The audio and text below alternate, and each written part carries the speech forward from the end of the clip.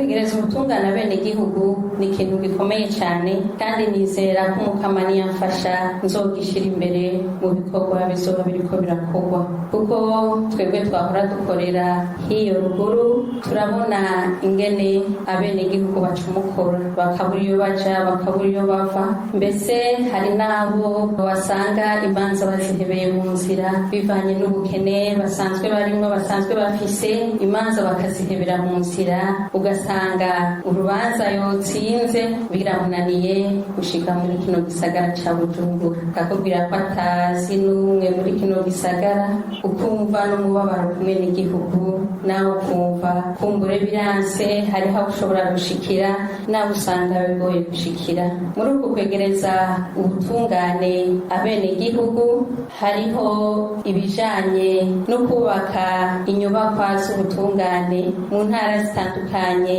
Nyakubahwa dusubiriye mu ngata yaramaze gutangura kandi yarabigejeje ku ntambwe ishimishije, tuzofatira ngaho yaragejeje rero hama tubandanirize aho yaragejeje, twongereze ko nuko murazi neza yuko ubushikiranganji bw'ubutungane buri mu bushikiranganji bwagenywe ko buzoja gukorera mu gisagara gisigaye cyitwa kapitale politike mu ntara ya Gitega. Nibaza yuko navyo nyene bishobotse bikadushobokera ko dushobora gufata mu ntambwe za mbere, tukaraba yuko twogerageza hakaba nk'ibisata bimwe bimwe vy'ubushikiranganji, kuko uburyo buragoye, turizorinda gukomanga hirya no hino, ariko tukaraba yuko hari ibisata vy'ubushikiranganji bimwe bimwe bikorera mu gihugu hagati, kuko Gitega iri mu gihugu hagati mu bisanzwe, vyofasha umwenegihugu gushika ngaho mu gihugu hagati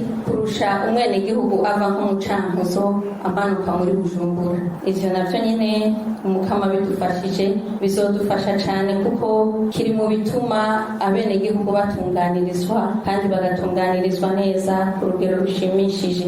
Ikigira kabiri nzokwihutira ku bijanye n'amabohero, turabona yuko hari igitigiri kidasanzwe kiri mu mabohero, biragoye ariko akagumye bagumako. Tuzogerageza uko dushoboye. Hari igihe amabohero usanga abafunzwe bataracirirwa imanza igitigiri ari kinini cyane kurusha abafunzwe baramaze gucirirwa imanza. Tuzogerageza rero uko dushoboye kose turabe ko ivyo bintu vyovutwa burundu, hamwe igitigiri c'abamaze gucirirwa imanza ciyongera cyane, ku buryo bw'uko abanyororo iyo haje nka bijya vy'ibigongwe umukuru w'igihugu atanga, canke dusanzwe dukora muri kino gisata cacu c'ubutungane bijanye n'amaliberation conditionnelle, umunyororo asanzwe afunzwe abironka kuko urubanza rwiwe rwaheze, kuko urubanza rutarahera. Ivyo bintu ntibishoboka. Ico kintu kizofasha, kuko n'uburyo bwa leta iyo abanyororo bagabanutse